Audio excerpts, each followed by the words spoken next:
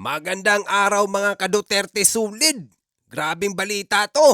Napakatibay talaga to si Leandro Ligarda Libiste mga idol. Dito sa unang distrito ng Batangas. Libu-libong mga mamamayan at libu-libong sakong bigas. Kung naalala nyo tong Rice Assistance Program ni PBBM at saka ni Recto, nako po, maraming mga barangay na hindi nabigyan. Ngayon, tinulungan ni Leandro Libiste mga idol. Lalong-lalo na dito sa may Tingloy, Buuan, Mabini at dito sa ilang-ilang bayan ng western part ng Batangas. Oh, 'di ba? Saan ka dito? Yung pagtulong niya ay galing sa pera niya, hindi galing sa ibang tao o sa maleta. Oh, dito ito yung may puso. Oh, batang Gen Z mga idol. Congressman Leandro Libiste, panoorin natin to, itong video na kumakalat na to. Tara, let's go! Leandro, talaga siniguradong hindi mahihirapan ang mga tao. Talagang nakita at naramdaman ng lahat ang tunay na kabutihan ng puso ni Congressman Leandro Ligarda Libiste sa kanyang pamamahagi ng bigas sa iba't ibang bayan ng Batangas. Kasama na rito ang lipa. Ipinakita niya kung paano maging isang tunay na pinuno. Walang pinipili kahit ano paman ang iyong relihiyon, paniniwala o pinagmulan. Lahat ay pantay-pantay sa kanyang paningin at lahat ay kanyang tinutulungan. Ipinakita niya na para sa kanya, bawat Batagenyo ay mahalaga at karapat dapat alagaan. Higit pa rito, sobrang kahanga-hanga ang kanyang pagiging maasikaso at maunawain. Talagang pinag-isipan at pinaghandaan niya ang lahat para sa kapakanan ng tao. Pinili niyang mabuti ang lugar kung saan isinagawa ang pamamahagi. Sinigurado niyang presko, maaliwalas at maganda ang kinalalagyan nito upang walang mahirapan, walang mainitan at maging komportable ang lahat ng pumunta. Isang simpleng bagay lang ito pero malinaw na patunay na sa bawat hakbang niya, ang kaligtasan at ginhawa ng kanyang mga kababayan ang laging nasa kanyang puso. Salamat po, Yan mga idol, sa kanyang mga kababayan may puso. Dito ako bilib sa kanya. Alam natin itong rice program na tinatawag nila, itong gobyerno natin ngayon, itong administrasyon. Meron silang rice assistance na sinasabing rice assistance program. At maraming hindi nabigyan mga idol at maraming nagreklamong mga barangay kapitan. Ngayon, tinugunan ni Leandro ngayon. Kita nyo na, libu-libong tao. Ayan, walang pinipili, makristyano man o mamuslim. Kahit anong lahi mo, basta taga Batangas ka. Lalong-lalo na dyan sa may bandang Lipa. Kita nyo naman mga idol, oh. Diba? Itong may puso talaga. Oh. Saan ka ba? Tapos balita ngayon, pati si Kiko matatanggal. Baka ito ibang labanan ngayon mga idol. Kaya good job ito kay Leandro. Good job to. Tuloy mo lang to, paring Leandro. 'Di ba? Ang saya-saya oh, lahat masaya. Tuloy muna natin to. Congressman Leandro, napakaswerte ng Batangas na mayroon silang isang pinuno na matalino, mabuti at tunay na nagmamahal sa bayan. Tunay kayong ehemplo ng isang tapat at mahusay na paglilingkod. Follow me and share this video. Bilib ako dito sa taong bata pa at may puso sa bayan. Good job to, Leandro Libiste. Walang maiiwan dito sa Batangas. Diba? Walang halong politika. Leandro Libiste. Napakahusay mo, idol. Bilib ako dito. Itong dapat natin bigyan ng approval, rating. Inday Sara, mga ganyan, no? Taga Davao. Ang swerte talaga ng taga Batangas dahil sa unang distrito kay Libiste. Kita niyo mga tao, mga idol, ang dami niyan. Libo-libong sakong bigas, libo-libong tao, libo-libong pamilya ang natulungan. Bakit itong nakarang linggo ba yon o nakarang buwan ba yon? Nung namimigay si Recto dyan at saka si PBBM, bakit piling-pili lang? 'Di ba? Alam natin 'to na maraming kumakalat diyan sa social media na pati itong mga barangay na nagrereklamo bakit walang nakarating sa kanilang ayuda. Ito na yung sinasabi ko. Yang sinasabing ayuda mga idol, hindi yan pang permanente.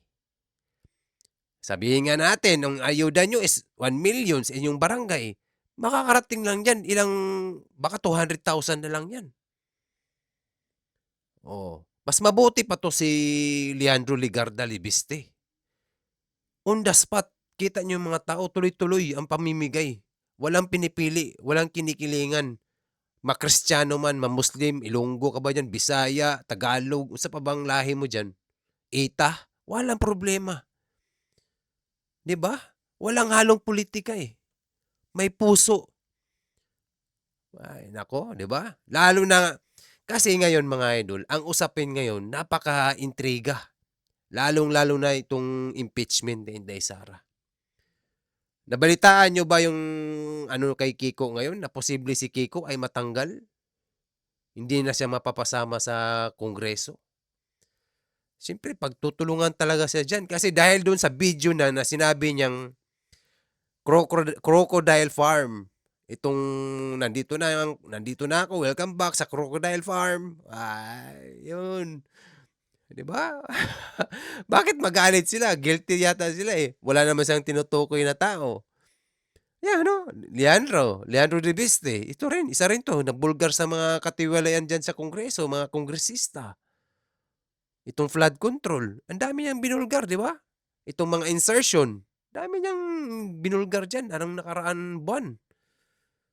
Oh, ngayon, itong taga-house, kasi malapit ng impeachment, mga idol. Meron silang panayam ngayon, itong nakarang araw, ito kahapon lang. Panoorin natin to, itong sinasabi nilang impeachment kasi maraming mga, 'di ba, maghihiring ng flood control. Medyo masama ang loob ng taga-house mga idol. Patungkol itong panibagong hearing ng Blue Ribbon Committee. Kasi sabi nila, baka abala or parang malihis lang daw yung impeachment ni Inday. Kaya panoorin natin tong nila, salaysay ngayon. Tara, let's go! Sudden shift, why the sudden urgency? Hindi siguro natin sudden shift, why the sudden urgency? Hindi siguro natin makakailan na maisip ng ibang tao. Kami siguro sa Kamara at marami kaming mga kasamahan ang nagtatanong bakit pinipilit niyo yun.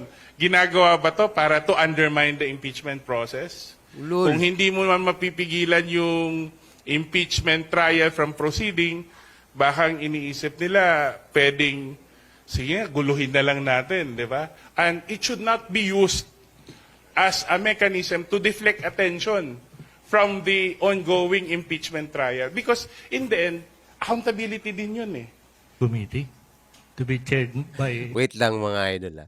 Itong sinasabi niyang accountability, ulo, napaka-kalokohan yan mga idol. Yung accountability na sinasabi niya kapag dating kay Inday Sara, na-audit na nga ng yan, COA.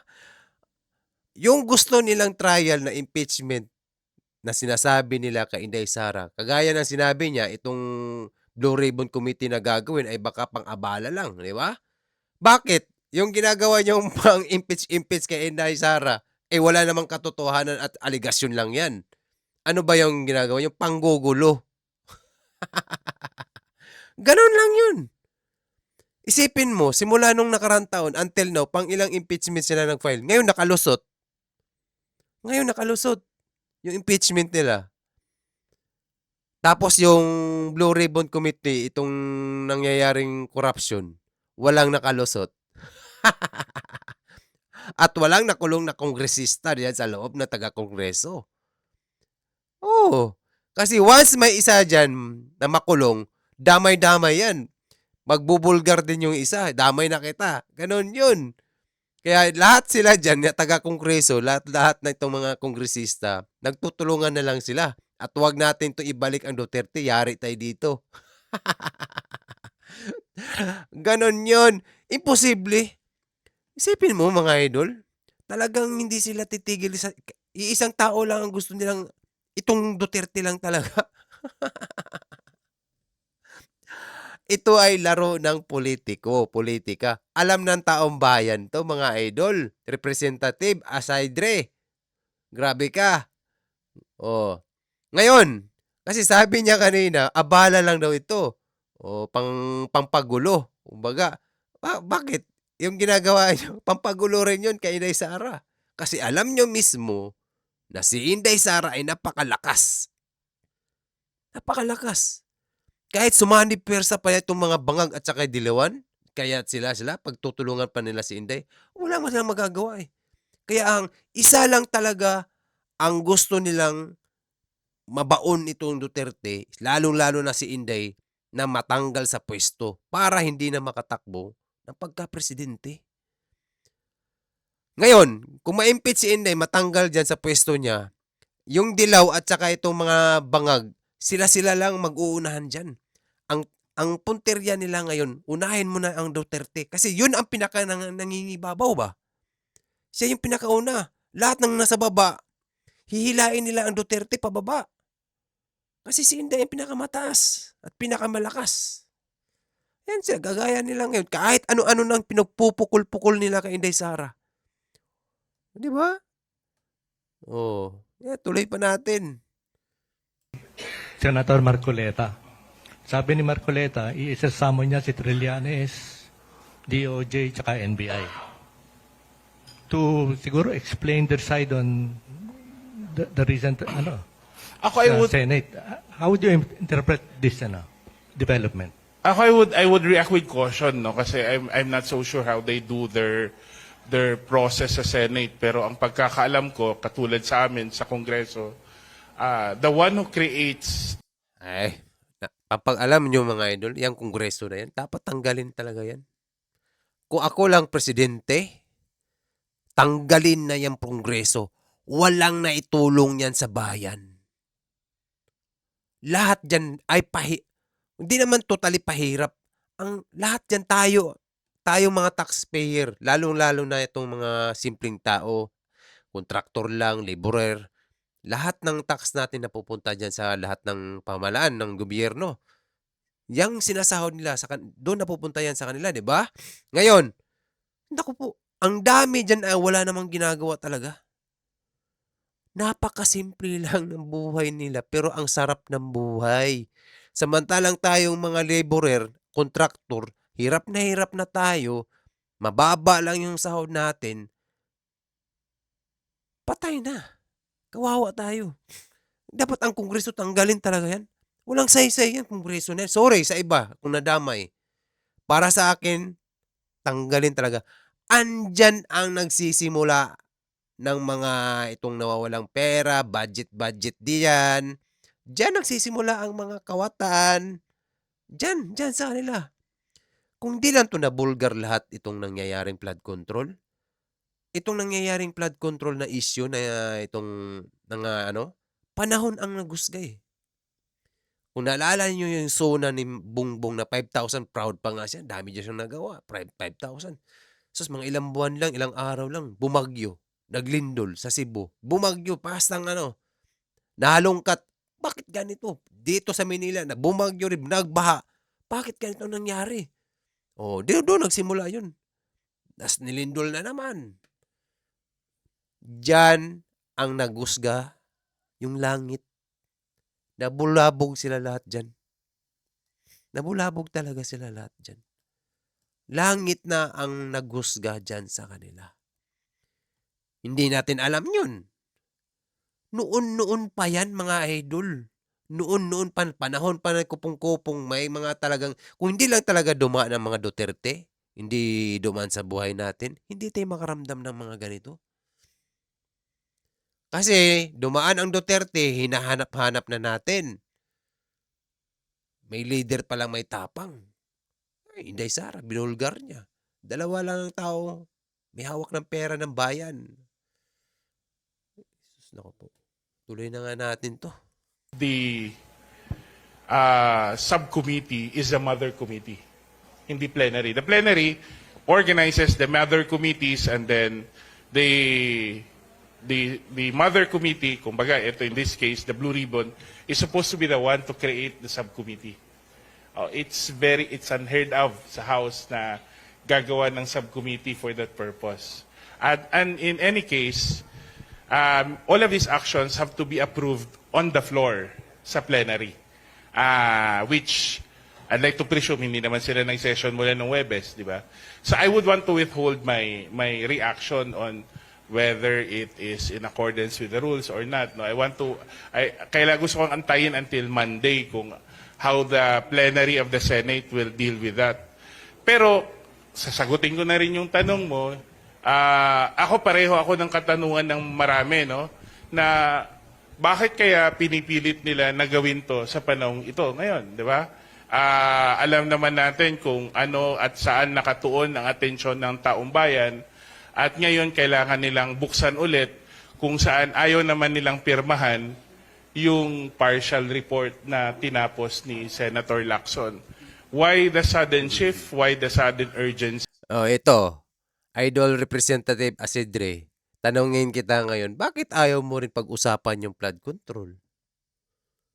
Di ba? Ganun lang yun kung naghahanap ka ng accountability. Kung totoosin, mas malala yan. Corruption yan eh.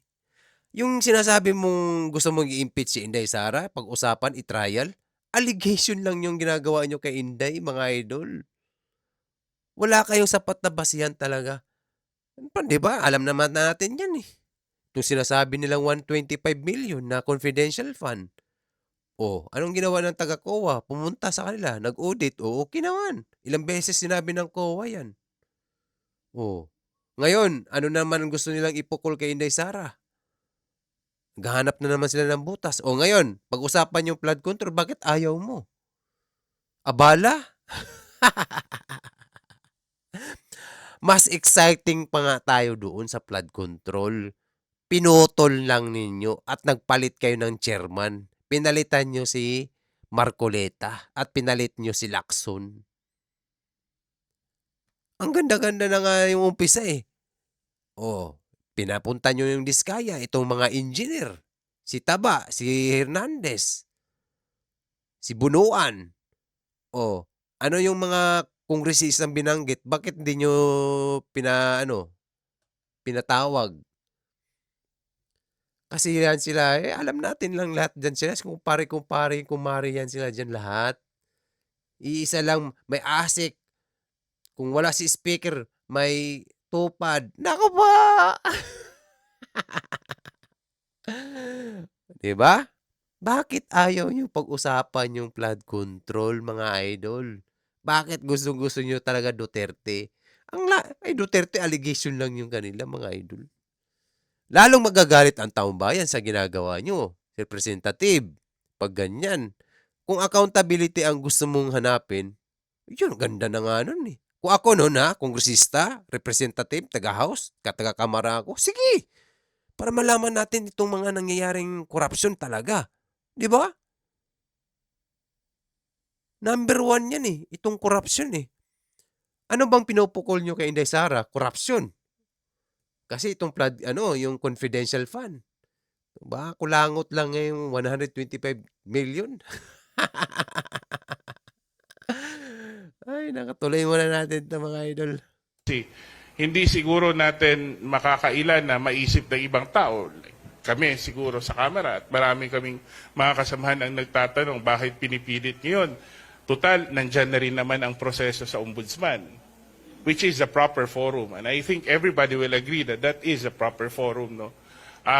The Ombudsman at the moment, because cases have started to be filed. Hindi mo maiwasang isipin ba na ginagawa ba nila ito para sa umaga, babalikan nila lahat yung mga miyembro ng Kamara, yung mga nasa executive agencies para sa hapon sa impeachment. Medyo nawawala kami, nakakalampag kami sa impeachment court. Wag naman usa ng ganun, di ba? Ginagawa ba to para to undermine the impeachment process? Kung hindi mo man mapipigilan yung impeachment trial from proceeding, baka ang iniisip nila, pwedeng, sige, guluhin na lang natin, di ba? So, I think that is those are valid questions that needs to be answered. I'm not saying that we should escape accountability, but we allow the proper forum to take over the process of exacting accountability. Kasi kung sa Senado rin lang naman, may senador din kasi na kasama sa mga inaakusahan. Kaparehong, kung kami, hindi rin naman siguro matutuwa ang taong bayan na kami rin ang mag-iimbestiga sa mga kasamahan namin sa House. And precisely the reason bakit the House...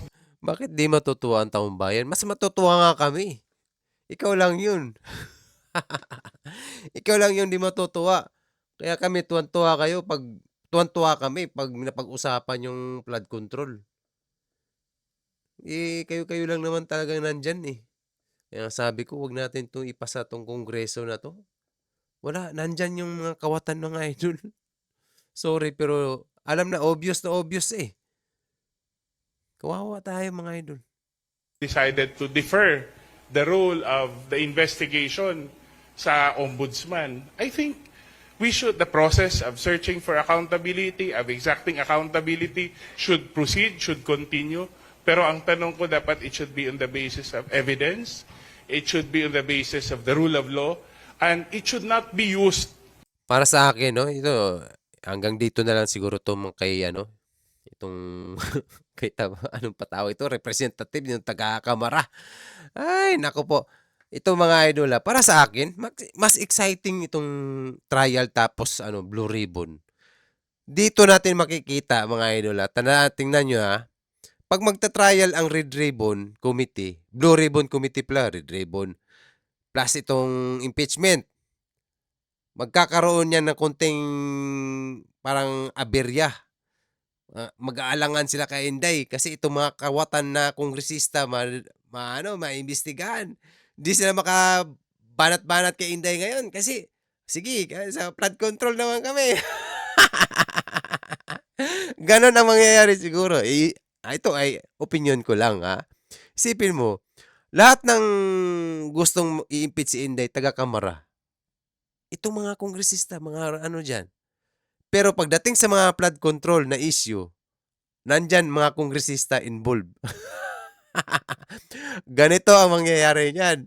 Mukhang maaalangan sila ngayon bumanat kay Inday. Puta, banatan na naman. Babanatan nila si Inday. Babanatan din sila sa flood. Ganun ang nangyayari. Labanan. Di ba? Ganun ang nangyayari dyan. Obvious, ganun talagang mangyayari. Sa tingin ko. Ganun. Ito, umiiwas na nga si Taba na bakit kailangan pang magkaroon ng Blue Ribbon ulit. Di ba? Si Inday pa, handang-handa na yan. Gustong-gusto niyang linisin ang pangalan niya. Para lagot kayo dyan. Wala silang maipupukol kay Inday. Kahit basta siraan lang nila. Di ba sinabi na yan ni Inday Sara? Wala silang makikita sa akin. Yung impeachment na ginagawa nila, pampagulo at paninira na lang sa pangalan niya, pangalan ni Inday. Paninira na lang yan. Lahat ito ay ang usapin niya na itong presidential talaga, election.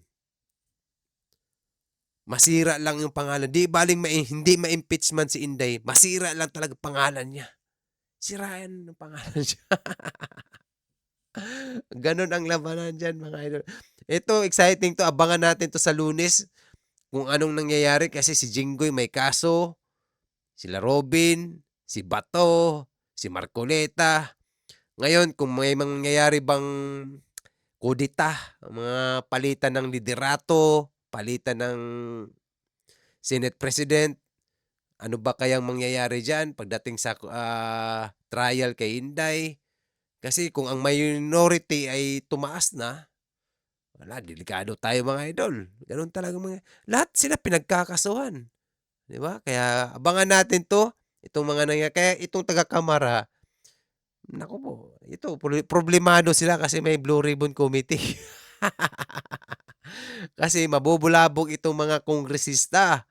Itong taga-Kamara. Siyempre, mga tropa-tropa lang din yan sila ganun lang yun. Isipin mo, wala kang narinig na nakulong na kongresista. Sa daming flood control na nako, di ba?